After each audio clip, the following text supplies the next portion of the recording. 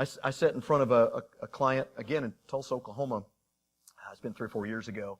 And a guy had gotten to know me and been referred, and we'd sat down and had a couple of conversations, and he wanted me to come in and train his salespeople. And so we sat down, we talked about what it would look like and how it would work, and I asked a bunch of questions, did a bunch of discovery, found out what he needed, worked through it. He finally asked me what it looked like and how we would do it, and he finally asked the magic question. How much is that going to be? And I gave him the number, and I thought he was going to faint. He looked at me, he did the whole thing. Now, one of the things you got to understand is customers are required to go to an acting class to negotiate price. I mean, it's in the contract. You start a business, got to take the acting class. All right? So he's sitting in his chair and he does one of these numbers like, wow! Holy smokes! Woo, boy, I bet you live in a big house.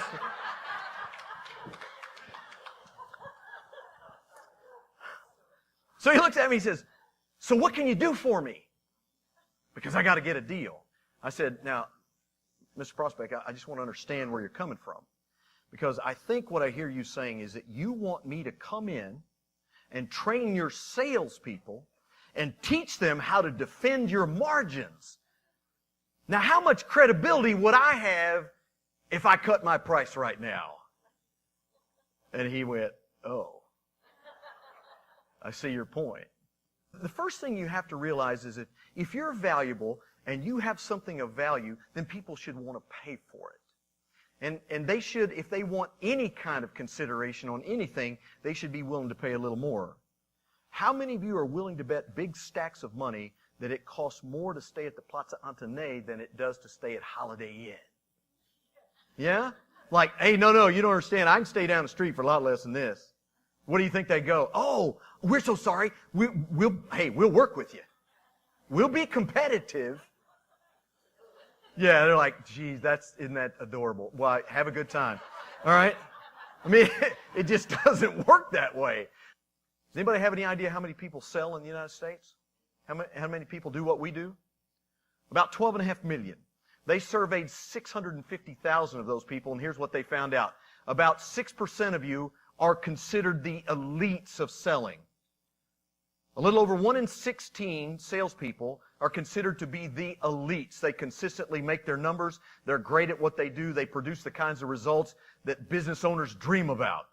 Another 20% do okay, but they could do far better. You know what that means? 3 out of 4 salespeople are ineffective, and according to Objective Management Group, the bottom 25% are hopeless. How many of you, the last thing you do before you go to bed is check your email? Or Facebook? Or the text messaging? Snapface, InstaChat, whatever they call that. Whatever they call that stuff. Yeah, that one. That's the one I meant. We all do it, don't we? How many of you, the first thing you do, the alarm goes off, or you open your eyes in the morning, first thing you do is you reach over, you don't even have your eyes open, you find your phone and pull it over, and you do that number. Anybody? Of course you do. And you don't think you're addicted? Hello? You have an addiction. Do you know right now, if you've got your phone even on silent, but it's turned up where it shows notifications on the screen, when that notification pops up, I'm going to lose you for a minute. Because you've got it, you never know. You know what the justification is? Might be a client. Yeah, it might be Santa Claus too. You never can tell. And the number one reason we don't use our time well is because we don't have a plan. And why do we not have a plan? Say it with me. Because it's not sexy. That's exactly right. You know, most people don't like planning. They're like, seriously? I'm in sales. I want to be out in front of a customer. I want to do what I do. You know, I'm great at it. I've got the gift of gab, and I love to talk to a customer. How many of you freaking love to close deals? Oh my gosh. It's just the best, right? Planning?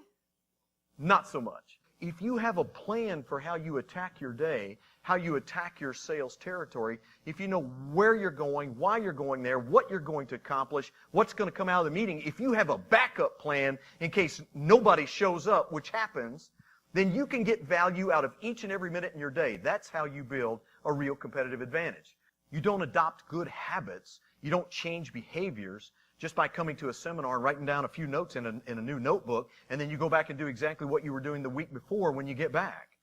That's not what makes you better. What makes you better is conscious decisions to do something differently than you're doing right now, and practice, practice, practice, and create an accountability function where someone is working with you, coaching you, helping you, and serving as that backstop to make sure that you're doing the things that you need to do. Do you get results? I can tell. It's overwhelming. I mean, I got a and I got a yeah. Out of 100 some odd people. That's all I got. Do you guys get results or what? Yeah. All right. Well, so let's maybe start acting like it. I mean, we get results, don't we? We help businesses grow. We get them more clients. We get them more foot traffic. We get them more opportunities. Either you do or you don't. I guarantee you, if you didn't or if you don't, you won't be in business 6 months from now. You want to make it so difficult for any competitor to get near them that it's doggone near impossible. And so guess what competitors do to try to get your key accounts? What do? Let's all say it together. Discount. Yes? They don't have anything to sell. They come in and cut prices to get your revenue. And so how do you respond? See, this is why leveraging time and value is so critical, because I've got to build a value moat around my key customers. I've got to bring them value after value after value after value so that they would not even think about giving up you in order to go with some low-price competitor. When you sit across from a client and you're negotiating to sell them a product that they desperately need if you actually produce results, you're not the only one selling. They're selling you just as hard as you're selling them. Here's the real question. Who's winning? Who's winning? And we walk around with a very small mindset that says, oh my goodness, I'm completely dependent upon the customer and I'll never be able to get this business if I don't cut my price. Instead of saying, I have a tremendous product with great value that's going to get results for your company. If you need more traffic, if you need more customers, if you need to make more revenue, we know how.